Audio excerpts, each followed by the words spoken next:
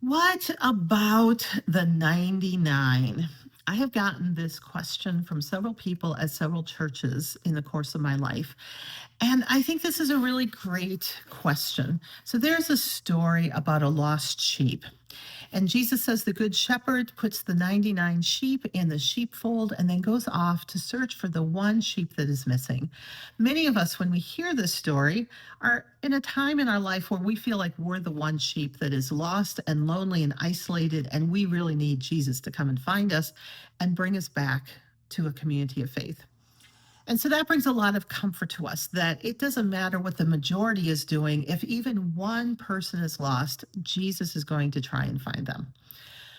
But what if you feel like you're one of the 99?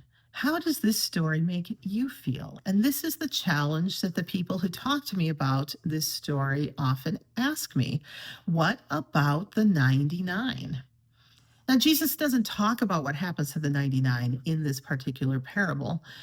But I think when we look over the whole course of Jesus' ministry, I think we get a good idea of what Jesus' answer would be. Jesus starts his ministry by meeting people and asking them to come follow him. He starts with a small group, and eventually he ends up with thousands of people coming to listen to him preach and teach. But there's a small group of people he really emphasizes working with. Most of us think about the 12 male disciples. But when you read through the Gospels, it's clear that there's more like 70 to 80 people that are hanging around consistently. And a number of them are women, such as Mary Magdalene and the sisters Mary and Martha, even Mary, Jesus' own mother. And so there's a group of people that's really spending a lot of time with Jesus, and Jesus is intentionally teaching them his worldview, the idea of God's plan, the idea of what God's kingdom is. And part of what we see here is that Jesus sends his followers out, generally two by two, to go experiment, to try to do what Jesus does, to go pray with people, to go heal people, to go teach people.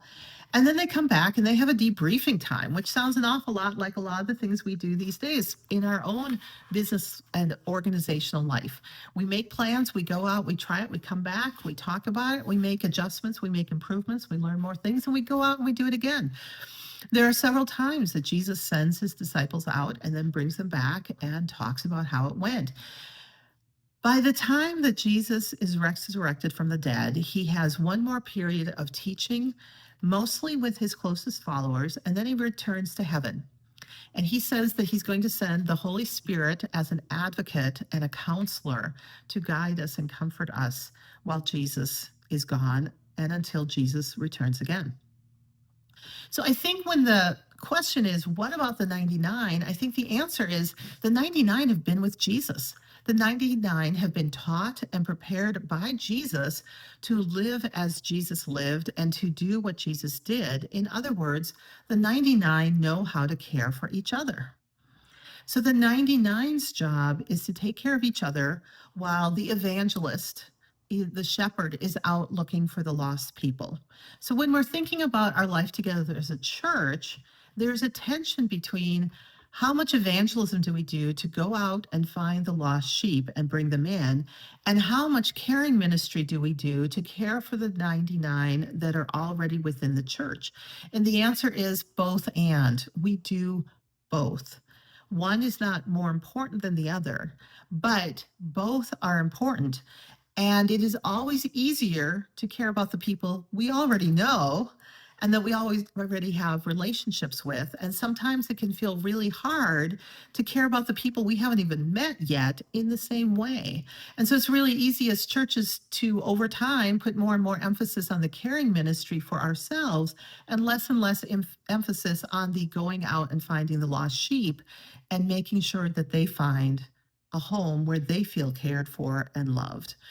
So once again, God is giving us a vision for the future that there's some tension and there's some balance. There's not an either or, but a both and. We have to be doing one thing and we have to be doing another thing.